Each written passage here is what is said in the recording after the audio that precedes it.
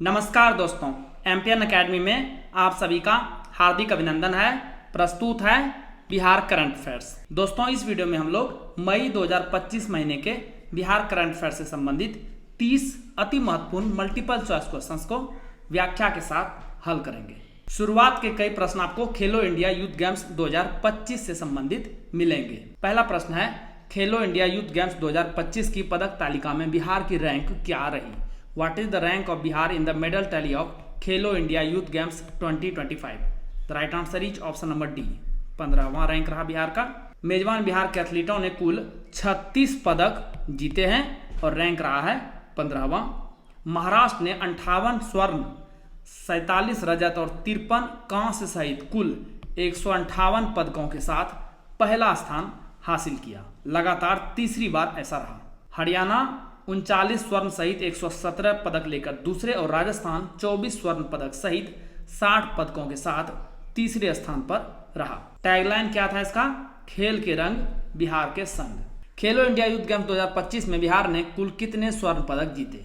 How many gold medals did Bihar win in Khelo India youth games 2025? The right answer is option number B. कुल 7 स्वर्ण पदक बिहार ने जीते। तो कुल 36 में से 7 हैं स्वर्ण पदक, 11 रजत पदक और 18 कांस्य पदक। और यह बिहार का अब तक का सर्वश्रेष्ठ प्रदर्शन था। बिहार ने पिछले वर्ष की तुलना में 620% से अधिक पदक जीते हैं। पिछली बार बिहार को केवल 5 पदक ही मिले थे कुल, और अभी 36 पदक मिले हैं।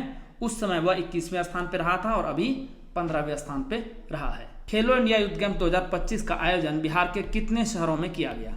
खेलो India youth games 2025 were organized in how many cities of Bihar? The right answer is option number C. 5 शहरों में आयोजित किया गया था। पटना, गया, राजगीर, भागलपुर और बेगूसराय, और स्थान थे कुल 14। इसके अलावा साइकिलिंग और निशानेबाजी के मुकाबले दिल्ली में संपन्न हुए। पिछला जो मेजबानी की गई थी वह तमिलनाडु द्वारा की गई थी 2024 में। बिहार में आयोजित खेलो इंडिया यूथ गेम्स 2025 में कितने खेलों का आयोजन किया गया? How many games were organized in Khelo India Youth Games 2025 held in Bihar? The right answer is option number C. 27। 12 दिनों तक चले खेलों में 285 स्वर्ण पदक दिए गए, जिसमें 27 खेल शामिल थे। कौन कौन से खेल थे? एथलेटिक्स, तीरंदाजी, बैडमिंटन, बास्केटबॉल, मुक्केबाजी, साइकिलिंग, तलवारबाजी, फुटबॉल, गतका, जिम्नास्टिक, हॉकी, जूडो, कबड्डी, कलारी पट्टू, खो खो, मल्लखंब, शूटिंग, तैराकी, सेपक टकराव, table tennis, tennis, Thangta, volleyball, भारोत्तोलन, कुश्ती, योगासन और रग्बी। आप कमेंट बॉक्स में लिखिए कि इस गेम का शुभंकर यानी मास्कोट क्या था। ये रही इसकी तस्वीर। ई स्पोर्ट्स को एक प्रदर्शन खेल के रूप में शामिल किया गया था। खेलो इंडिया यूथ गेम्स 2025 की किस स्पर्धा में महिका कुमारी और प्रिया प्रेरणा ने बिहार के लिए स्वर्ण पदक जीता? In which event of Khelo India Youth Games 2025, Mahika Kumari and Priya Prerna won gold medals for Bihar? The right answer is option number C. Thangta. गया के बिपाड में आयोजित थांगटा के 56 किलो वजन के फाइनल में महिका कुमारी और 52 किलो वर्ग में प्रिया प्रेरणा ने बिहार को स्वर्ण पदक दिलाया। यह बिहार के लिए थांगटा में पहला स्वर्ण पदक था। कुल 5 पदक बिहार को मिले हैं थांगटा में।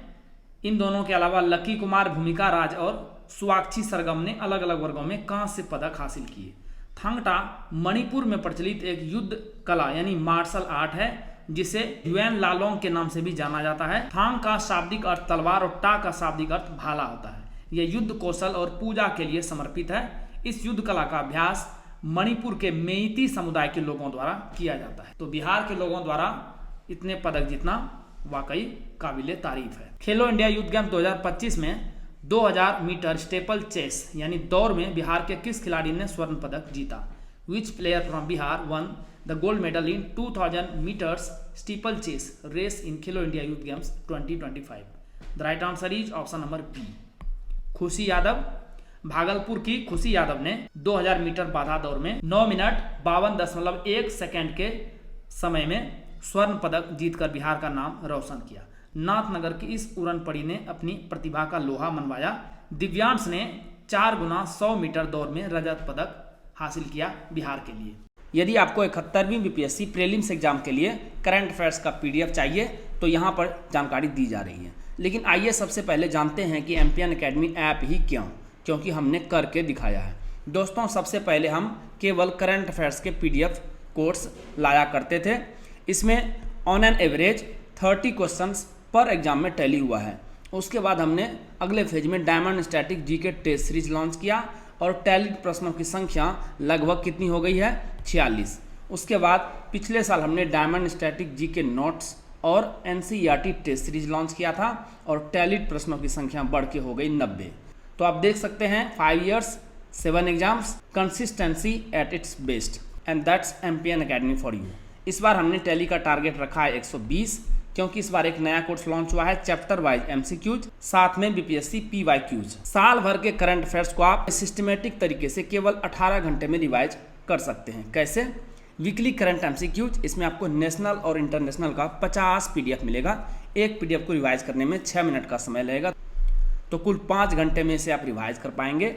Monthly current affairs short notes है, नेशनल और इंटरनेशनल वर्जन का 12 PDF मिलेगा। एक PDF को रिवाइज करने में 30 मिनट, तो कुल 6 घंटे में इसे रिवाइज कर पाएंगे। और Bihar monthly current affairs MCQs और शॉर्ट नोट्स 14 PDF कुल मिलेंगे। एक PDF को रिवाइज करने में 30 मिनट, तो कुल 7 घंटे में इसे कंप्लीट कर देंगे।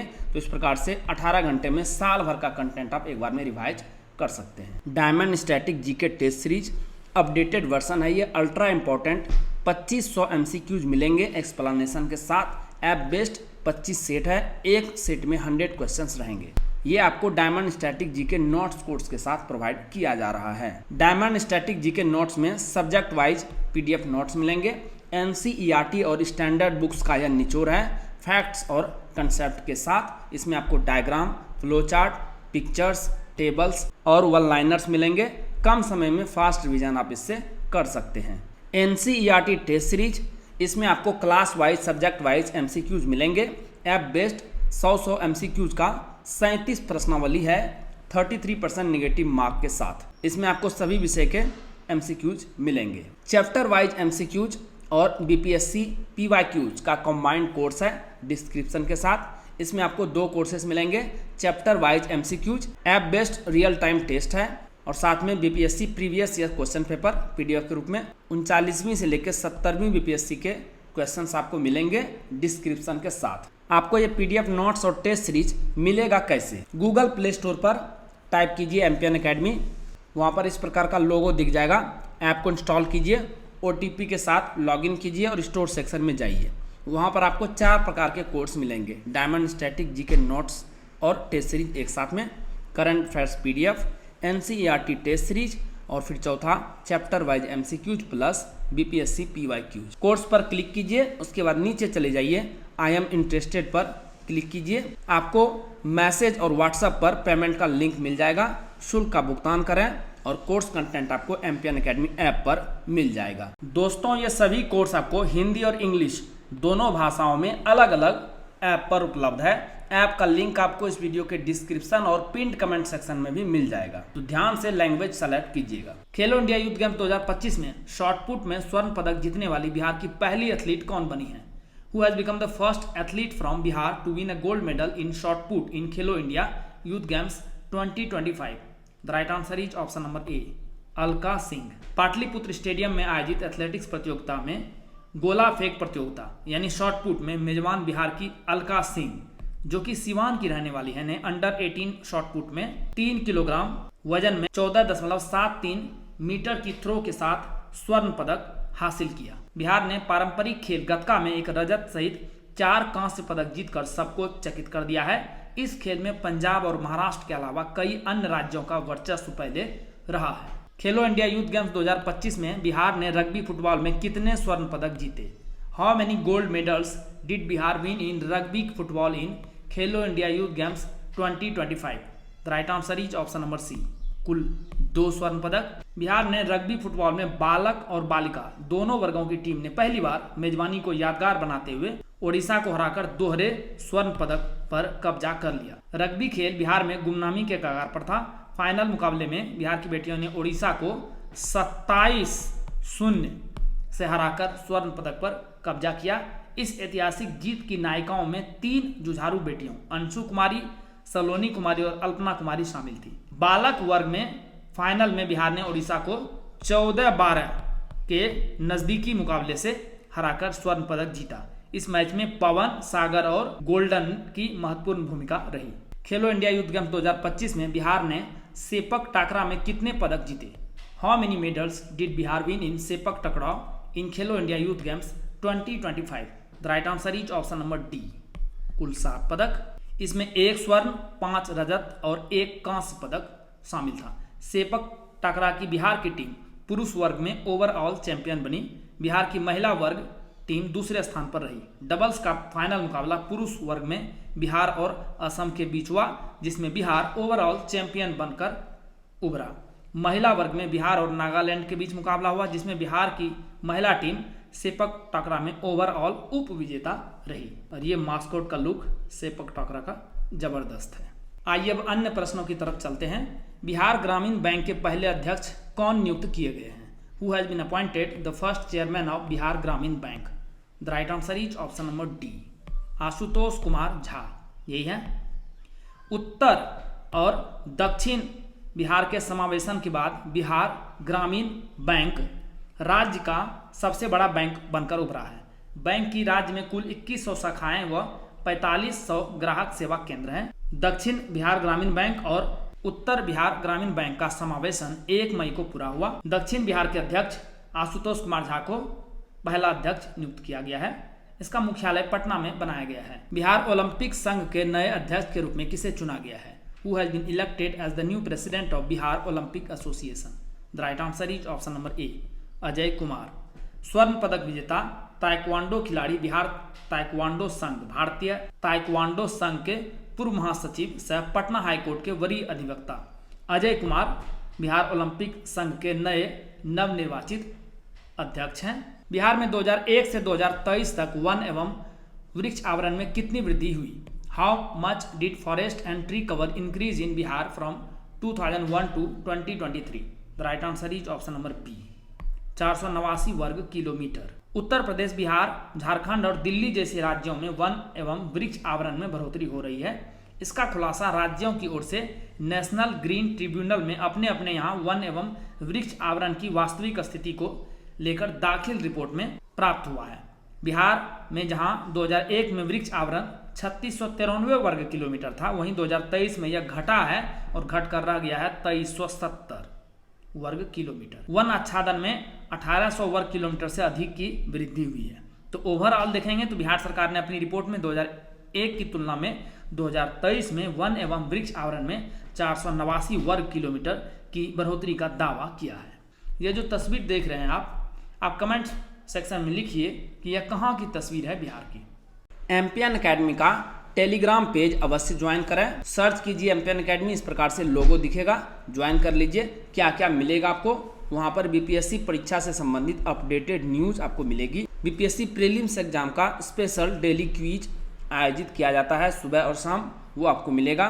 टेस्ट सीरीज जो ऐप पोर्टल पर है उसका शेड्यूल मिलेगा और एमपीएन एकेडमी ऐप कोर्सेस और यूट्यूब वीडियो के अपडेट्स भी आपको यहाँ पर मिल जाएंगे। तो इस पेज को अवश्य ही ज्वाइन कीजिए। 2024-25 में बिहार का खनिज राजस्व कितना हो गया है? What is the mineral revenue of Bihar in 2024-25? The right answer is option number C, 3569 crore रुपये। उप मुख्यमंत्री सह खान एवं भूतत्व मंत्री विजय कुमार सिन्हा ने कहा कि बालू मित्र ऐप से जल्द ही बिहार में ऑनलाइन बालू की बिक्री शुरू होगी। झारखंड से अलग होने के बाद बिहार खनिज राजस्व में शून्य हो गया था। 2001-2 में मात्र 41 करोड़ रुपए का राजस्व मिला था। यह 2009-10 में बढ़कर 263 करोड़ रुपए और अब 2024-25 में बढ़कर 3569 करोड़ रुपए हो गया है। साथ ही वृहद खनिज के मानचित्र पर भी बिहार पहली बार स्थापित हुआ है। 9 मई 2025 को केंद्रीय कोयला एवं खान राज्य मंत्री सतीश चंद्र दुबे ने कहा कि बिहार में लिथियम और पोटास का बड़ा भंडार खोजा गया है और 4 ब्लॉकों की नीलामी भी पूरी हो चुकी है। खुदाई जल्द शुरू होने की उम्मीद है। बिहार में खाद्य प्रसंस्करण उद्योग को बढ़ावा देने के लिए मई 2025 में कौन सा अंतर्राष्ट्रीय आयोजन किया गया? Which international event was organised in May 2025 to promote the food processing industry in Bihar?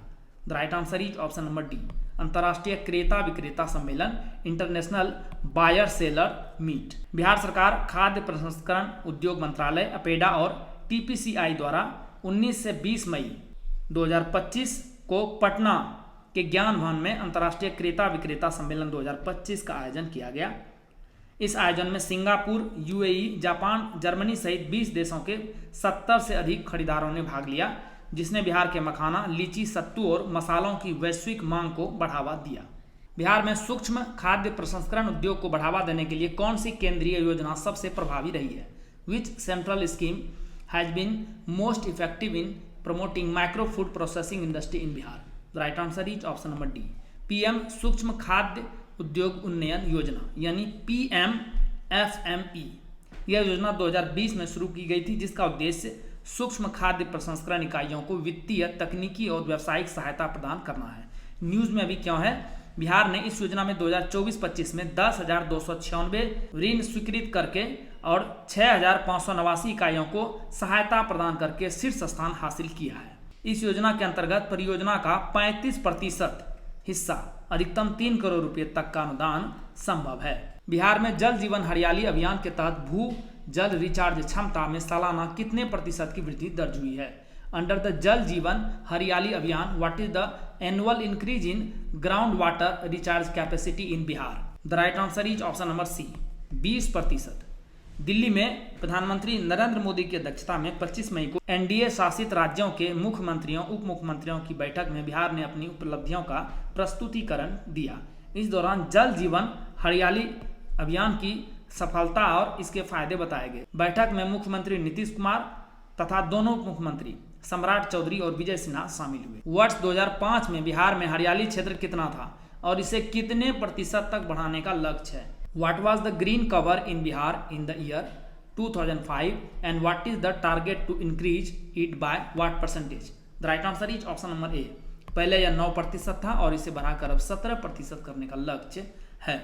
जलवायु परिवर्तन की इन चुनौतियों से निपटने के लिए 13 जुलाई 2019 को विधानसभा के केंद्रीय कक्ष में विधानमंडल के दोनों सदनों के सदस्यों की संयुक्त बैठक हुई थी। सर्वदलीय सहमति के बाद इस अभियान को मूर्त रूप दिया गया।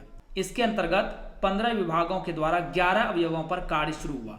वर्ष 2005 में हरियाली क्षेत्र 9% था, अभी 15% तक पहुंचा है और इसे आगे 17% तक पहुंचाने का लक्ष्य रखा गया है। बिहार सरकार ने इस साल यानी 2025 में कितने पौधे लगाने का लक्ष्य तय किया है? How many saplings has the Bihar government set a target to plant this year 2025? The right answer is option number B, 5 crore. वन विभाग की नर्सरी में 4.92 करोड़ पौधे तैयार हैं, जो पौधारोपण अभियान के लिए उपयोग किए जाएंगे। पौधारोपण का कार्य जुलाई में अभियान के तौर पर शुरू होगा। सबसे अधिक करीब 2 करोड़ पौधे मनरेगा के तहत लगाए जाएंगे। वन विभाग द्वारा लगभग 1 करोड़ पौधे लगाने का लक्ष्य निर्धारित किया गया है। पिछले वित्तीय वर्ष 2024-25 में राज्य में 4.67 करोड़ पौधे लगाने का लक्ष्य था, जिसके विरुद्ध 4.14 करोड़ पौधे लगाए गए हैं। तृतीय कृषि रोड मैप के तहत 2018 से 2022 तक 16 करोड़ 32 लाख पौधे राज्य में लगाए गए। हरियाली क्षेत्र अभी बिहार में कितना है? 15.05%। और जैसा कि पिछले प्रश्न में बताया गया, इसे 17% करने का लक्ष्य है और इसकी गणना 2026 में की जानी है। कृषि वानिकी योजना के तहत इस साल बिहार में कितने फलों के पौधे लगाने का लक्ष्य है? How many fruit plants are targeted to be planted in Bihar this year under the agroforestry scheme? The right answer is option number B, 48 lakh. ये पौधे किसानों द्वारा लगाए जाएंगे। किसान को 10 रुपये में एक पौधा मिलेगा। 3 वर्षों के बाद ये पौधे जीवित रहते हैं तो हर पौधे के लिए 70 रुपये किसान को दिए जाएंगे। एक किसान को 25 अधिकतम पौधे दिए जाएंगे। पौधारोपण के लिए बिहार के 38 जिलों को 4 भागों में बांटा गया है। भागलपुर जिसमें 11 जिले हैं, मुजफ्फरपुर जिसमें 13 जिले हैं, पटना जिसमें 9 जिले हैं और चौथा क्षेत्र जिसमें 5 जिले हैं। बिहार का पहला मल्टी मॉडल हब और सबवे कहाँ स्थित है? Where is Bihar first multi modal hub and subway located? The right answer is option number B, Patna junction. Bihar के मुख्यमंत्री नीतीश कुमार ने 17 मई को पटना जंक्शन के पास राज्य के पहले मल्टी मॉडल हब और सबवे का उद्घाटन किया, जिसकी कुल लंबाई है 440 मीटर। यह पटना जंक्शन के पास बकरी बाजार और जीपीओ गोलंबर के समीप स्थित है, जो पटना स्मार्ट सिटी मिशन का हिस्सा है। मल्टी मॉडल हब की ग्राउंड फ्लोर पर 32 बसों के लिए पार्किंग की व्यवस्था है, जिसमें से 6 पार्किंग बे इलेक्ट्रिक बसों के लिए आरक्षित है। मल्टी मॉडल हब और सबवे का निर्माण नगर विकास और आवास विभाग द्वारा किया गया, जिसकी लागत रही है 66.8 करोड़ रुपये मल्टी मॉडल हब के लिए और सबवे के लिए 84.83 करोड़ रुपये। सबवे में 3 प्रवेश और निकास बिंदु हैं जो Patna junction, multi level parking और बुद्ध स्मृति पार्क के पास स्थित है। डॉक्टर कृष्णदेव उपाध्याय भोजपुरी साहित्य सम्मान 2025 से किसे सम्मानित किया गया है? Who has been honoured with doctor Krishnadev Upadhyay Bhojpuri साहित्य सम्मेलन 2025? The right answer is option number D, doctor Sunil Kumar Pathak. यह सम्मान जीवनोदय शिक्षा समिति गाजीपुर उत्तर प्रदेश द्वारा 22 से 23 अगस्त 2025 को गाजीपुर में आयोजित समिति के वार्षिक समारोह में प्रदान किया जाएगा। डॉक्टर पाठक जो बिहार के सूचना एवं जनसंपर्क विभाग में उप निदेशक के पद पर कार्यरत हैं, ने अपनी समीक्षा पुस्तकों जैसे छवि और छाप, पढ़त लिखत और भोजपुरी कविता, रुचि आ रचाव के माध्यम से भोजपुरी साहित्य को समृद्ध किया है। बिहार में मातृ मृत्यु दर यानी MMR वर्ष 2021 से 2025 तक कितने अंकों की कमी के साथ कितने तक पहुंची है? Maternal mortality rate MMR in Bihar reached how much with a decrease of how many points? The right answer is option number ए, 18 अंक की कमी हुई है और अब यह 100 तक पहुंची है। नमूना पंजीकरण प्रणाली SRS 2025 की रिपोर्ट के अनुसार बिहार में मातृ मृत्यु दर 2021 में 118 था, जो 18 अंकों की कमी के साथ 2025 में घट के रह गई है 100। राष्ट्रीय स्तर पर यह दर कितनी है? 93। बिहार में संस्थागत प्रसव का प्रतिशत 2025 में कितना है? What is the percentage of institutional deliveries in Bihar in 2025? The right answer is option number C, 76%।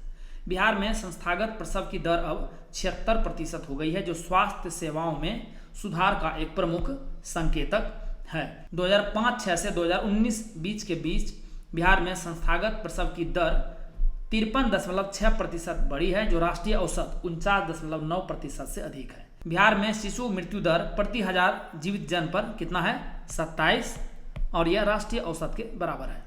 वित्तीय वर्ष 2024-25 में प्रधानमंत्री रोजगार सृजन कार्यक्रम में बिहार ने देश में कौन सा स्थान प्राप्त किया? What position did Bihar achieve in the country in the Pradhan Mantri employment generation programme PMEGP in the financial year 24-25? The right answer is option number C, तीसरे स्थान पर पहुंचा है। बिहार ने इस योजना के क्रियान्वयन में देश में तीसरा स्थान प्राप्त किया है, जबकि पहले स्थान पर जम्मू कश्मीर और दूसरे स्थान पर तमिलनाडु है। वित्तीय वर्ष 2024-25 में प्रदेश भर से ऋण के लिए 35,406 आवेदन आए, 8,077 आवेदनों को स्वीकृति दी गई। राष्ट्रीय नदी डॉल्फिन अनुमान रिपोर्ट 2024 के अनुसार बिहार में कितने डॉल्फिन पाए गए और यह भारत में कौन सा स्थान रखता है? According to the national river dolphin estimation report 2024, how many dolphins were found in Bihar and what position does it hold in India? The right answer is option number A, 2220 dolphin यहाँ पाए गए हैं और दूसरा स्थान है पूरे देश में। पहले स्थान पर है यूपी, जहाँ पर 2397 डॉल्फिन मिले हैं और यह पहला स्थान प्राप्त हुआ है। बिहार है सेकंड स्थान पर, वेस्ट बंगाल तीसरे, असम चौथे और झारखंड 5वें स्थान पर है। राजस्थान और MP संयुक्त रूप से 6ठे पोजीशन पर है। रिपोर्ट के अनुसार भारत में कुल 6,327 डॉल्फिन है, जिनमें गंगा और ब्रह्मपुत्र नदी बेसिन में 6,324 गंगा नदी डॉल्फिन और ब्यास नदी में 3 इंडस नदी डॉल्फिन शामिल है।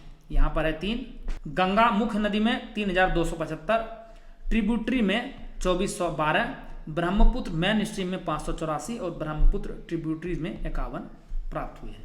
किलोमीटर कितना सर्वे हुआ है? तो गंगा नदी में 2,425, गंगा ट्रिब्यूटरी में 4,687, ब्रह्मपुत्र में 885, ब्रह्मपुत्र ट्रिब्यूटरी में 412, ब्यास में 101। राज्य वाइज देखें तो यूपी में 3453 सर्वाधिक, सेकेंड में देखेंगे तो वेस्ट बंगाल है 2366 किलोमीटर के साथ, तीसरे स्थान पर बिहार 1368 किलोमीटर सर्वे किया गया, चौथे स्थान पर असम है 1297 किलोमीटर के साथ।